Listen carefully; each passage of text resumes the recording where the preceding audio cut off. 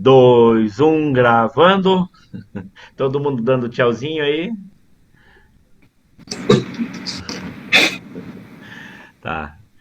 Começamos nossa aula então, aula 5. Já respondemos os questionários. E hoje vamos falar sobre a missão do enviar. Do enviar, né? Aula 5. Aula 5, né? O tempo passa rápido. Quando vê, a gente está aí no final do ano de novo, né? E temos uma série de passos para nós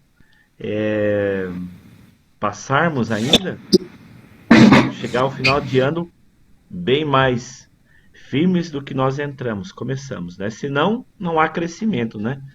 E o reino de Deus é um reino onde se planta, se cresce e se colhe, e se planta, e se cresce, e se colhe, e se planta, e se cresce, e se colhe. Né? Então é um ciclo. A visão celular também. Né? Não existe nada de novo. Não é nada novo. Tudo é um ciclo. Tá? Nós nascemos, crescemos, envelhecemos, morremos, mas deixamos uma semente. Né? Deixamos algo. E se nós passarmos por essa terra também e nós não deixarmos nada, uma história, não deixarmos um legado, né? Não que a gente queira aparecer, mas se nós estamos caminhando por essas ruas dessa cidade de Flores da Cunha, a Flores da Cunha já tem 90 anos, né? 90 e poucos anos, agora não lembro quanto que ela fez aí. 99? Óbvio. Quase 100 anos, né? Pensa só. Né? Então, se nós temos ruas, se nós temos o que temos, toda a infraestrutura, foi alguém que trabalhou antes de nós. A gente nem sabe quem foram essas pessoas, né? O que elas, né? Mas a gente está se beneficiando do que elas fizeram, né? De tudo que existe hoje, né? Da mesma forma, nós vamos ir, né? Se Jesus não vem antes, mas nós temos que deixar alguma coisa, né? Para alguém, para nossa geração, para nossa família, ou seja, propriamente para a sociedade, né? E por que de melhor nós deixarmos, talvez não heranças, se deixarmos melhor ainda, né? Heranças como os bens materiais, mas deixar como herança a palavra implantada no coração das pessoas. Essa ninguém vai roubar. Essas elas vão multiplicar, né, ganhando outras e outras e outras e outras vidas para o reino de Deus. Então vamos iniciar lá na introdução. Diz assim: a visão celular, como instrumento de Deus, é algo que deve ser trabalhado segundo as orientações que vêm do coração de Deus. Não podemos falar de enviar alguém sem compreender todo o processo que vem desde o ganhar, passando pela consolidação e treinamento, a fim de chegar então no enviar. Isso quer dizer que ninguém que não tenha sido ganho, consolidado, treinado para a tarefa de reproduzir em outros o que recebeu terá êxito em sua jornada. Como é satisfatório, né, a gente saber que você plantou uma semente no coração de alguém e aquela pessoa passou o tempo e você se reencontra talvez com aquela pessoa e você vê que ela está firme no caminho do Senhor e está trabalhando, exercendo a obra de Deus, se tornou um pastor, se tornou um cantor, um músico, né? Então isso é gratificante, né? Mas aqui diz que ninguém pode, né,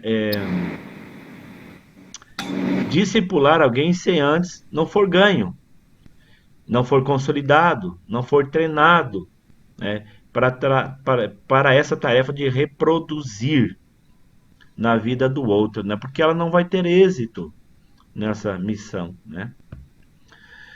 Precisamos concentrar as forças no processo da visão como um todo.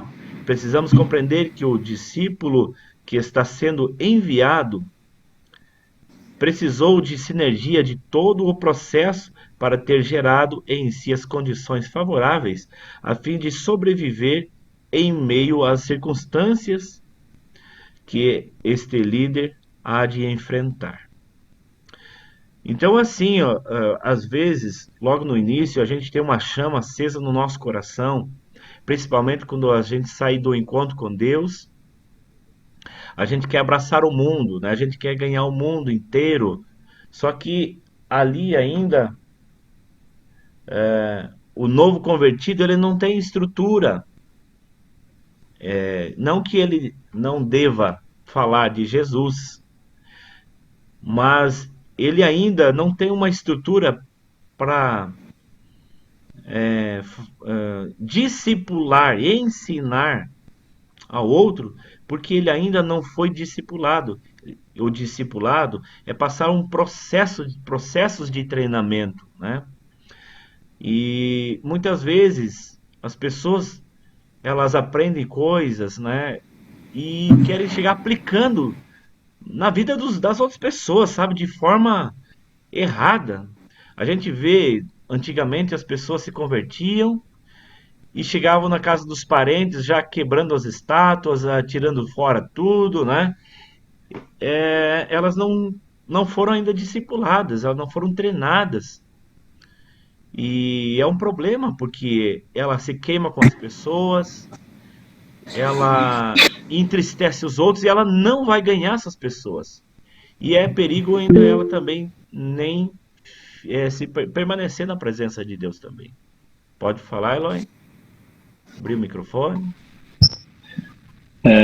Tempo atrás, a gente foi numa casa ali de um casal, e daí veio o pai e a mãe da mulher ali, eles são evangélicos, e o rapaz, ele é católico. Aí ele crendo nas imagens, estava cheia de imagem, mandou tirar tudo fora as imagens, botar fora, mas daí ficou louco de bravo. Então, uma pessoa essa pessoa que eu conheço tá a vida inteira dentro de uma igreja, e daí chega na casa de um cara que vem tudo de uma vida aprendendo errado, e tu manda tirar fora das imagens, coisa, daí tu vai arrumar briga de vez. Mas não queria mais nem ver a evangélica na frente. É o pescador de aquário. É bem difícil, né? Quando a pessoa não se deixa passar por um processo, né? Eu acho que a tarefa mais importante, mais e difícil, é ganhar almas para Jesus. Porque nós podemos tanto ganhar como a gente pode perder as pessoas. E uma porta que Deus abre para a gente ensinar a pregar a palavra de Deus, a gente tem que cuidar para a gente não fechar, né? No próximo tópico diz assim: sendo assim, o que gera um líder pronto para ser enviado é o processo e não um comissionamento. Veja que é um processo. Não é Jesus, ele ele passou um processo daquele comissionamento que ele fez. Ele não pegou aquelas pessoas, vem aqui você, né? Você que eu curei, né? Enfim, Jesus, ele não mandou qualquer pessoa para o comissionamento dele. Ele preparou as pessoas, né? Ele mandou as pessoas já preparadas. E depois ele disse, né? Ele deu autoridade, eu vos dou autoridade para pisar serpentes e escorpiões. Então Jesus ele preparou.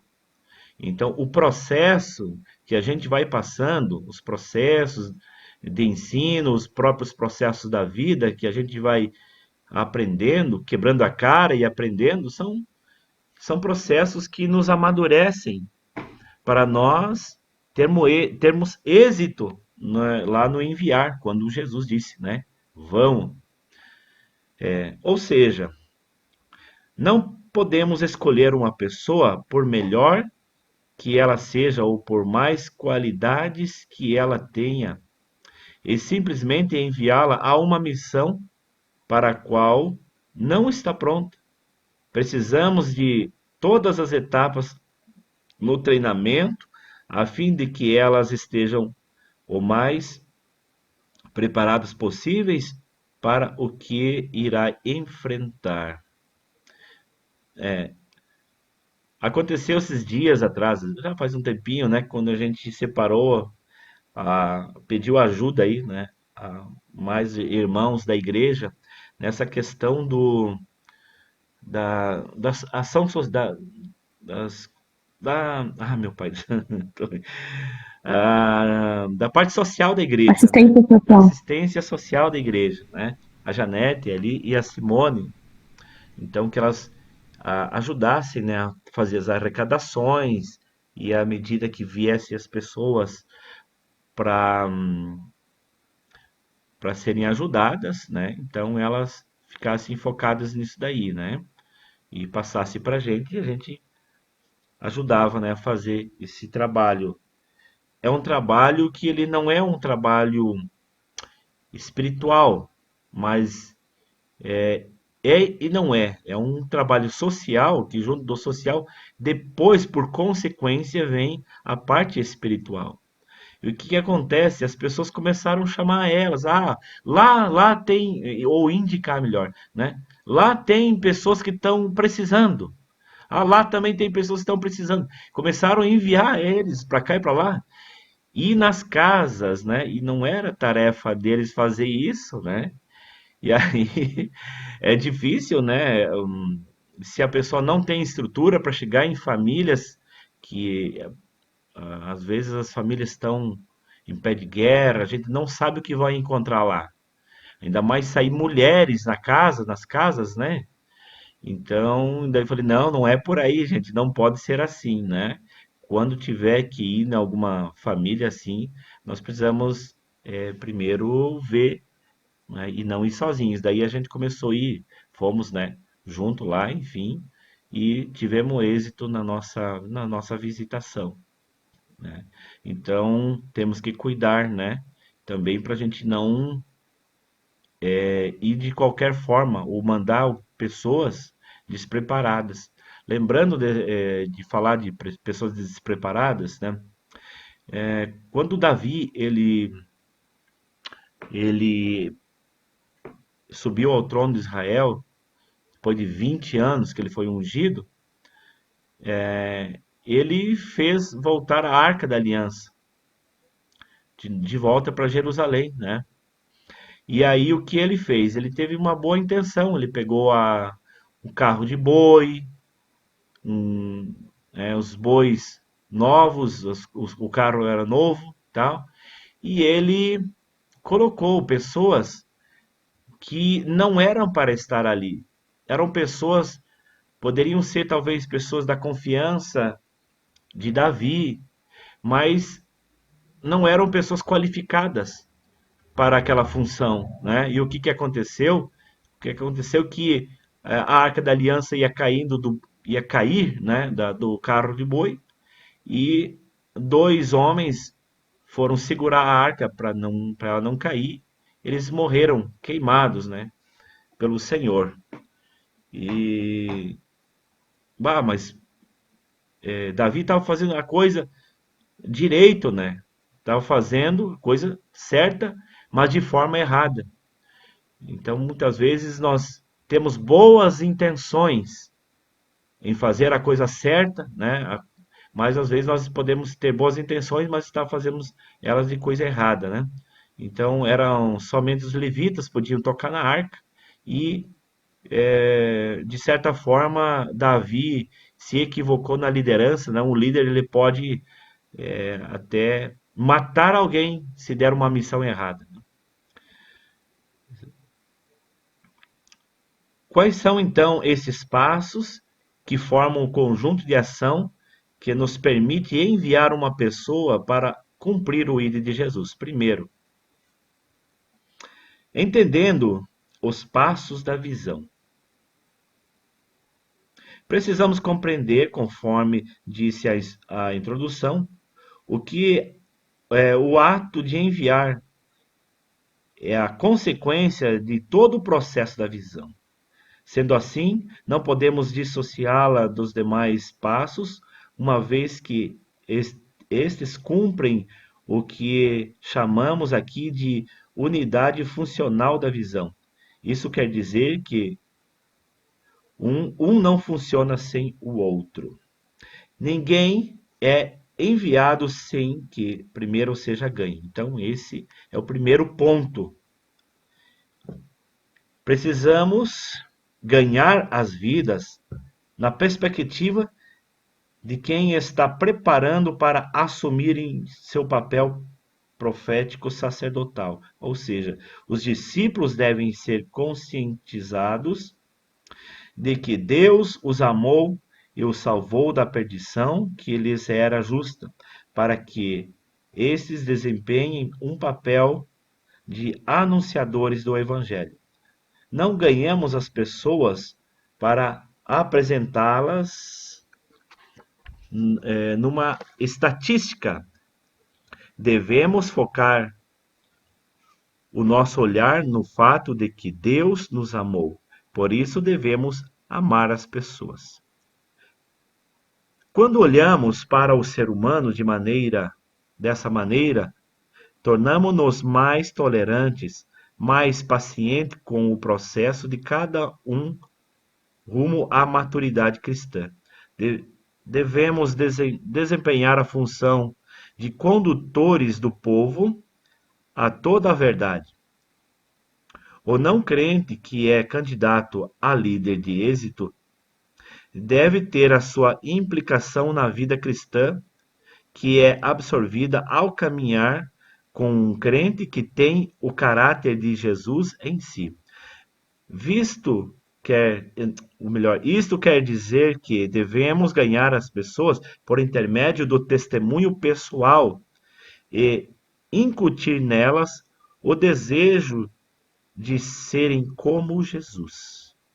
Então, mais uma vez, volta a frisar, né, que o discipulador, ele primeiro deve ter o caráter de Jesus, né? Ele deve ter um bom testemunho para apresentar, né?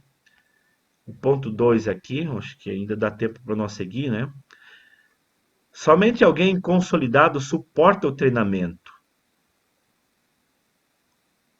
Outro ponto importante na direção de enviar um discípulo consciente do seu papel profético sacerdotal é a consolidação.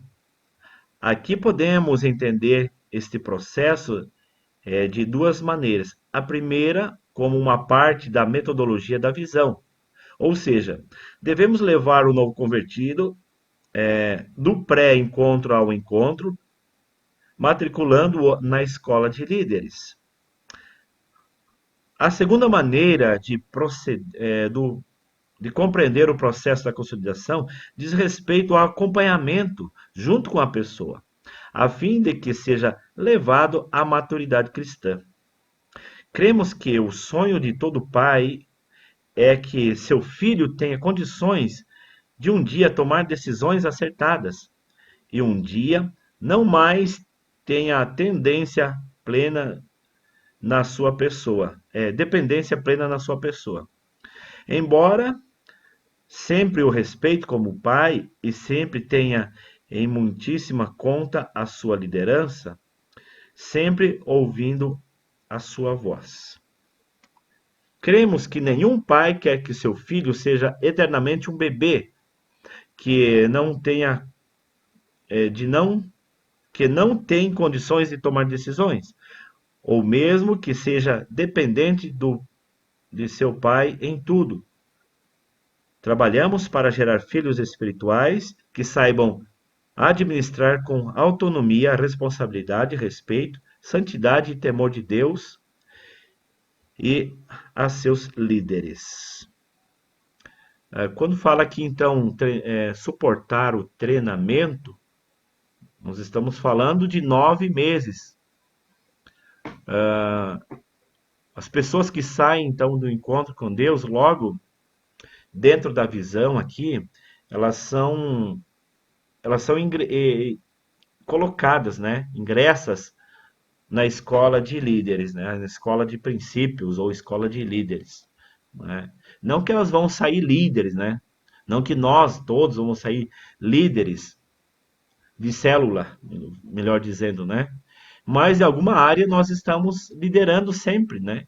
Seja a nossa família, seja a si mesmo, seja filhos, ou liderando, governando melhor a nossa vida, né? Então são 9 meses. E se uma pessoa não suportar esse tempo de 9 meses, ela não está apta, né, a passar outros processos da vida.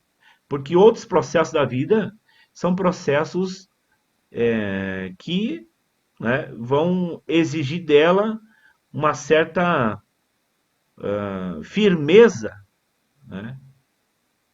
E se ela não tiver uma pessoa que ajude a tornar ela firme, estável, ela não vai conseguir permanecer nem numa célula, nem na igreja, tampouco na presença de Deus. Ela vai começar a colocar desculpa em tudo, né? Problema em tudo, porque isso, porque aquilo, né? Na verdade, não existe problema que Deus não resolva. Não existe perguntas que a Bíblia não responda. O que nós temos que fazer é buscar essas perguntas. Buscar a Deus enquanto se pode achar. Nós devemos orar a Deus, devemos pedir graças a Deus, devemos pedir portas abertas, devemos orar repreendendo o mal, né? Devemos então buscar conhecimento de Deus. E a pessoa que não suporta isso, ela não vai conseguir chegar no destino final, onde que Deus quer que ela se torne firme, madura, como filhos, né? Não mais mimados de Deus. No começo, né? Nós somos mimados por Deus, e Deus até de certa forma carrega a gente no colo, né?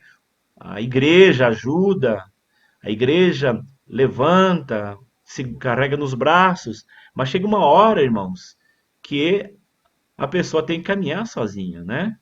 Ela não pode ser um crente tomate, né? O tomate ele precisa ser amarrado ali junto a uma estaca, né?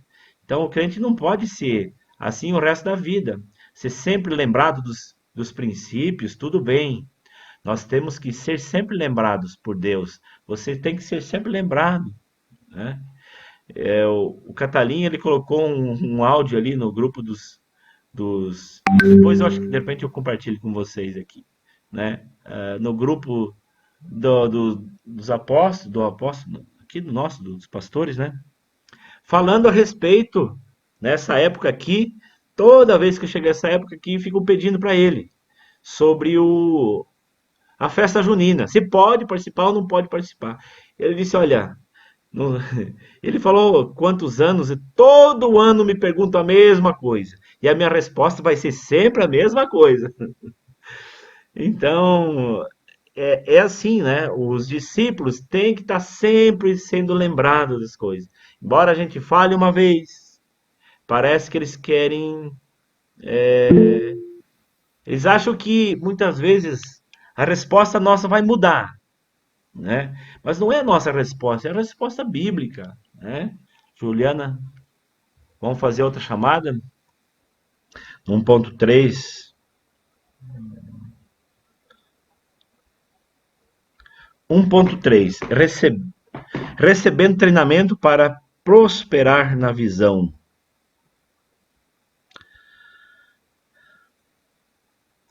Esta altura do campeonato, o discípulo já tem dentro de si consciência de que precisa de algo mais a fim de que seja e tenha o que Deus planejou para ele. Treinar fala de municiar, dar ao soldado armas com as quais poderá lutar. sem ser destruído, além de ensiná-los a usar estas armas.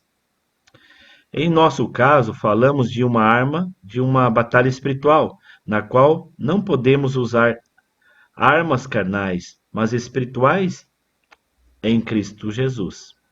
No processo da visão, precisamos compreender que o treinamento dos discípulos se dá plenamente na escola de líderes.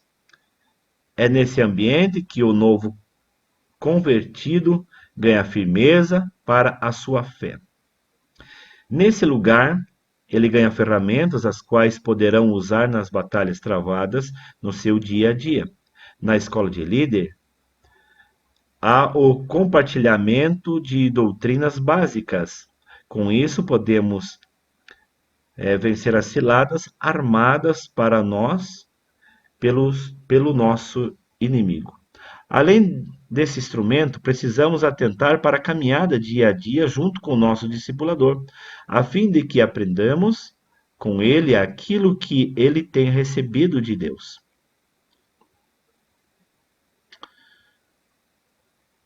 O 2. O que é preciso para ser enviado?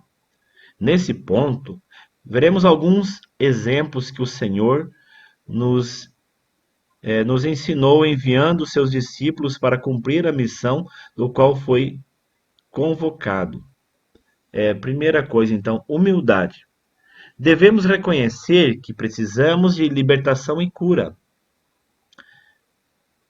Em Isaías 6, vemos que o profeta achou que morreria quando viu a face de Deus, mas logo em seguida bradou: "Ai de mim", reconhecendo que precisava de ser liberto das paixões que o mundo lhe oferecia. Quando bradamos e reconhecemos que precisamos da cura do Senhor, ele libera um anjo para tocar em nossas bocas e purificar nossos pecados. Após a limpeza, você estará pronto para ser enviado, porque o Senhor perguntará: "A quem enviarei?" E a sua resposta será: "Hineni, eis-me aqui." Outra coisa que precisamos também, a honestidade. Veremos devemos nos portar de maneira transparente diante dos homens, uma vez que diante de Deus nada pode ser escondido. Se queremos trabalhar para termos uma equipe, ou seja, cumprirmos o passo da visão chamado enviar, devemos rasgar o nosso coração para Deus de maneira que sejamos plenamente santos e não haja em nós nenhum traço sequer de dúvidas. Renúncia.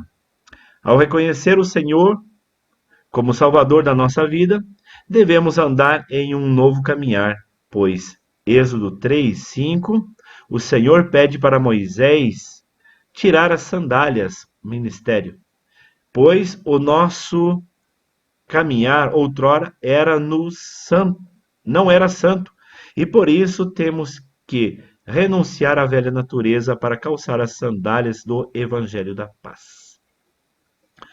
Para concluir, então, precisamos estabelecer uma base sólida para que o enviar possa surtir o efeito para qual for preparado. Em vista disso, não devemos esquecer os princípios contidos na Palavra de Deus, mostram-nos vários exemplos do envio com sucesso. Se focalizarmos esses itens com muito cuidado, certamente teremos muito êxito na tarefa de enviar discípulos que gerem em outros o caráter de Jesus.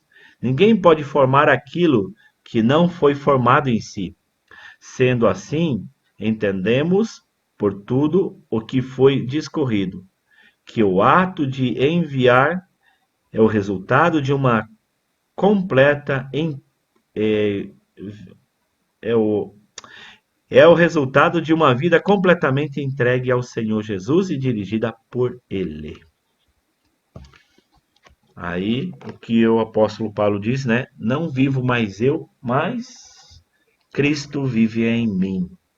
Então, o ato de a gente disser ao Senhor, eis-me aqui, é a maior prova de amor que a gente pode estar dando ao Senhor.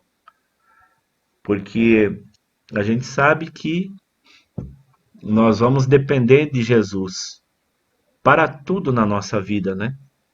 Então, para nós sermos bem-sucedidos na nossa missão, que nós vamos encontrar pela frente, vamos encontrar batalhas, né, difíceis, pessoas difíceis de lidar, mas elas serão a lixa na nossa vida, né? Então você vai aprender a jejuar por ela, orar por ela, ter paciência por causa dela, aprender a amar a Jesus por causa dela. Então são as pessoas muitas vezes que nos tornam, nos fazem de nós discipuladores. Eu não me fiz pastor, queridos, né? Eu não participei, eu não, eu não fiz curso de pastor para ser pastor. Eu não fiz, né, teologia para ser pastor, para me formar pastor. Eu fiz depois de pastor, né? Então, foram as pessoas que me tornaram pastor. As pessoas que, né, a necessidade da obra e o chamado de Deus e a necessidade das pessoas, da salvação de pessoas que me tornaram, né, a ser pastor. É como você, pai e mãe, né? Você aprende depois que você se torna, né?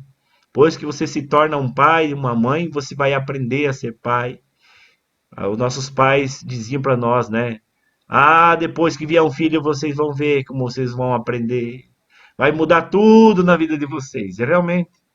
Então, eu aprendi a amar as pessoas, porque antes a gente é muito egoísta, no caso assim, egoísta na parte de querer a salvação. Eu me virando, eu basta, né?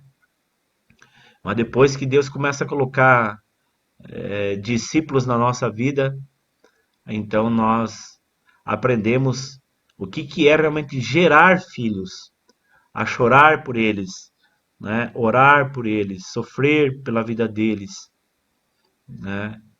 Eu estava falando, compartilhei lá na célula, né, dos guri lá, né? Logo na minha conversão, gente, eu ia no monte, fazia campanha de oração para pessoas enfermas. Tinha algum enfermo lá, eu fazia campanha e não era campanhazinha, mano, de 2, 3 dias.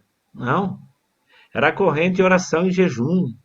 Tinha um senhor lá que ele fazia mais de anos que estava numa cama em casa, sabe?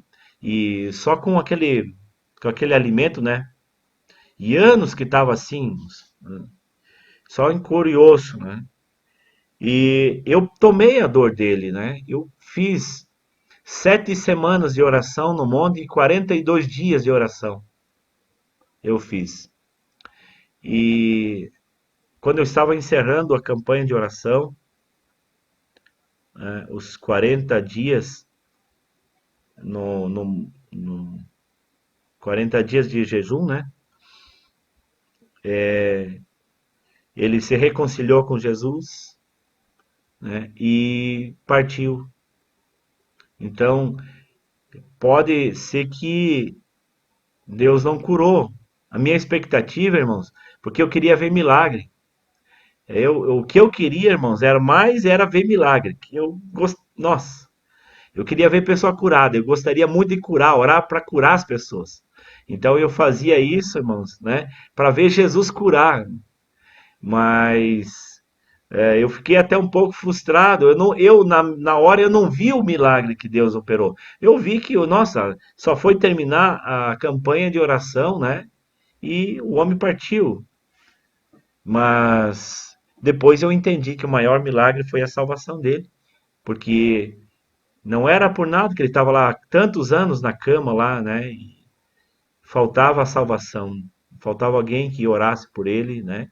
E aí fizesse campanha de oração por ele.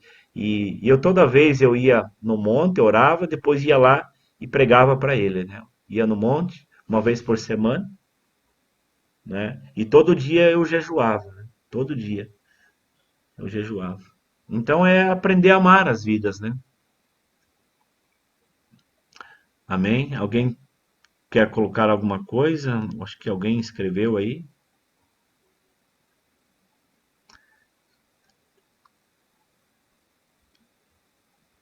Quem não tem como jejuar de comida por causa de remédios?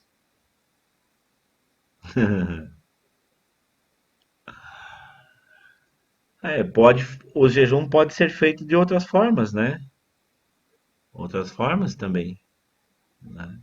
Qual é o período que você não toma remédio? Mas o remédio pode ser considerado também, não tem problema. Você pode considerar, né? Não é alimento, né? Você toma os teus remédios, enfim, e faz o jejum normal, sem problema.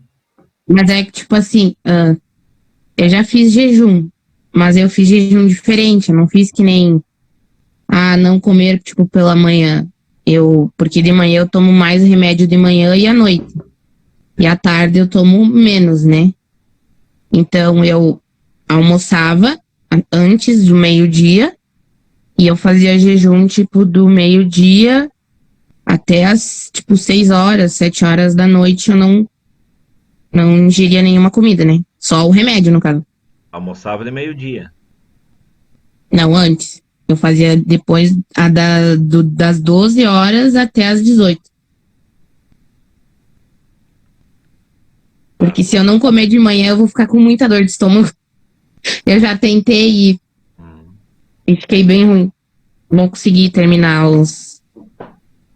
Então pode comer de manhã e não almoçar, e aí comer mais lá no meio da tarde.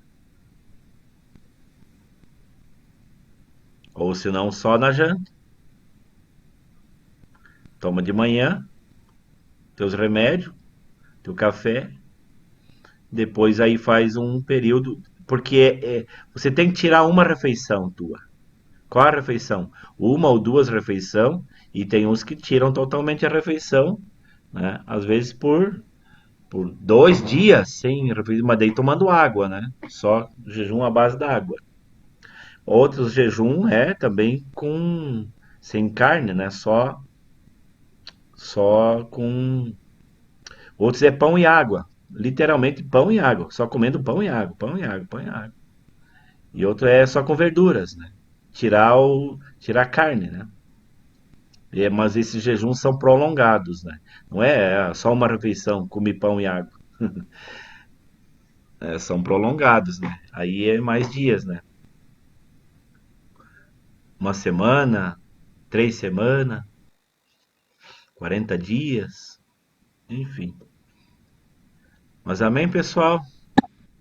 Eu já fiz o jejum do doce, porque eu como muito doce. Um dia sem doce. Hã? Um dia sem.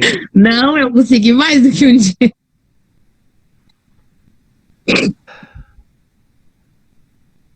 Podemos encerrar então? Vamos orar e encerramos? Amém? Senhor nosso Pai, te agradecemos por nós estarmos aqui, Senhor. Apresentamos, meu Deus, a cada um que está conosco, os seus familiares, os nossos irmãos da igreja, das células, possamos, meu Deus, cada dia mais estarmos mais unidos na fé.